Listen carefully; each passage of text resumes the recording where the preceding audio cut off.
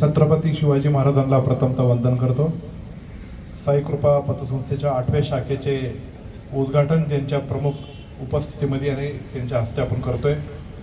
ते आपले सर्वांचे नेते पोपटराव गावडे साहेब, जुन्नर सरकटे महाराज इथे येऊन गेले, त्यांच्या हस्ते आपण इथे उद्घाटन केले। त्यांचा आशीर्वाद या संस्थेला कायम लाभलेला आहे।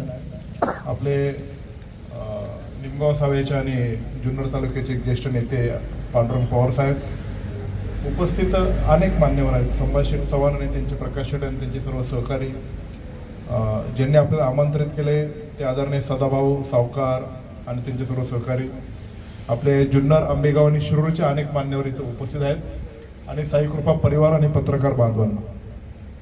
पतसंस्था अनेक आहेत, पतसंस्थेच्या अनेक शाखा आपण पाहतो।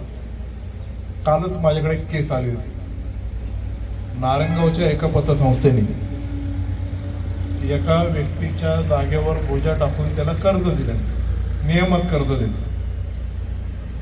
ज्याला कर्ज दिलं त्या कर्जदाराचे आधीच सह्या घेतलेल्या होत्या, त्याच्या खात्यातले पैसे एका पतसंस्थेच्या संचालकाच्या खात्यात टाकले। त्याने नंतर ते थकवले, त्याचा लिलाव झाला आणि लिलावामध्ये संचालकाच्याच भावाने तो लिलाव परत घेतला आणि ते रॅकेट उघडकीस आल्यानंतर पोलीस स्टेशन मध्ये काहींनी तक्रार दाखल केली आणि त्यातून कर्ज घेणारा, तो संचालक, त्याचा भाऊ आणि पतसंस्थेचे काही कारभारी या सगळ्यांवर गुन्हा दाखल झालेला आहे। मग काही पतसंस्था एक तिरक्या मार्गाने काम करतात, तसं तिरक्या मार्गाने ही संस्था काम करत नाही। एक चांगल्या मार्गाने सामाजिक भान ठेवून एक चांगलं कार्य करतात। जुन्नर तालुका पतसंस्थेचं फेडरेशन आहे, जिल्ह्याचं फेडरेशन आहे।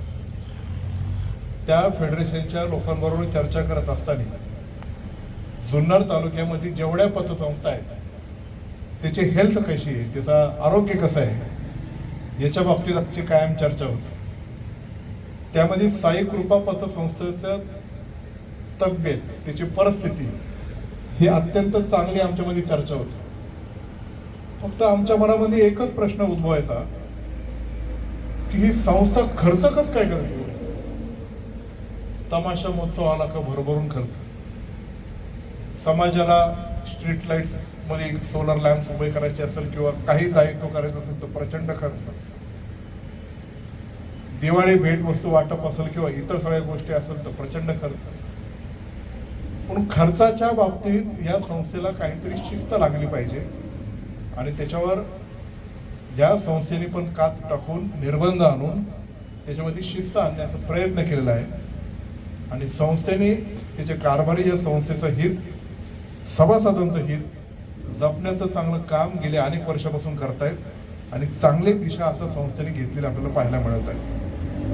आणि म्हणूनच या संस्थेचे एक प्रतिनिधी म्हणून आम्ही सावकारला आता जुन्नर तालुक्याच्या फेडरेशनमध्ये संचालक केलेला आहे की जेणेकरून त्या फेडरेशनच्या माध्यमातून तालुक्यातल्या प्रत्येक पतसंस्थेला मदत होईल।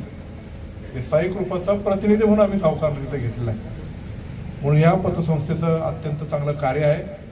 बेनके साहेबांपासून तर माझ्यापर्यंत आमच्या बेनके परिवारातला प्रत्येक सदस्य किंवा कुठल्या ना कुठल्या शाखेच्या उद्घाटनाच्या प्रसंगी तिथं उपस्थित राहिलेला आहे, कारण या संस्थेचं आमच्या कुटुंबावर प्रेम, आमच्या कुटुंबाचं या संस्थेवर प्रेम आहे। निश्चितच आता कवठे हे गाव एक मोठं बाजारपेठ, मोठं व्यापारपेठ, जसं पांडुरंग पवारांनी इथं सांगितल्याप्रमाणे वळसे पाटील साहेब असतील, गावडे साहेब असतील, यांच्या मदतीने ही फुललेलं आहे आणि विकासाचे द्वार इथल्या सर्वसामान्य शेतकऱ्यांना एक मोठ्या व्यापार आणि बाजारपेठेतून आपल्याला पुढे जाताना दिसत आहे। या शेतकऱ्यांना मदतीचा हात पुरवता साई कृपाने इथं पाऊल टाकले आणि या शेतकऱ्यांची या संस्थेच्या मार्फत उन्नती झाल्याशिवाय राहणार नाही, हा आमच्या सगळ्यांच्या मनामध्ये विश्वास आहे। या संस्थेच्या कारभाराबाबत आम्ही सगळेजण तर या संस्थेच्या पाठीमागे आहोतच, पण या संस्थेच्या पाठीमागे गावडे साहेब तुम्ही असेल किंवा ज्यांची जागा जे उचाळे साहेब आहे किंवा इथले ग्रामस्थांनी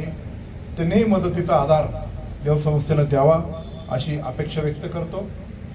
मी आमच्या बेनके परिवाराच्या वतीने जुन्नर तालुक्यातल्या आम जनतेच्या वतीने जुन्नर तालुक्यातल्या अनेक मान्यवर इथं उपस्थित झालेत। या सर्वांच्या वतीने माझ्या समेत आलेले आमचे युवक अध्यक्ष अतुलजी भांबेरे यांच्या वतीने या संस्थेच्या 8व्या शाखेसाठी मनपूर्वक शुभेच्छा देतो आणि माझे 2 शब्द संपवतो। जय शिवराय।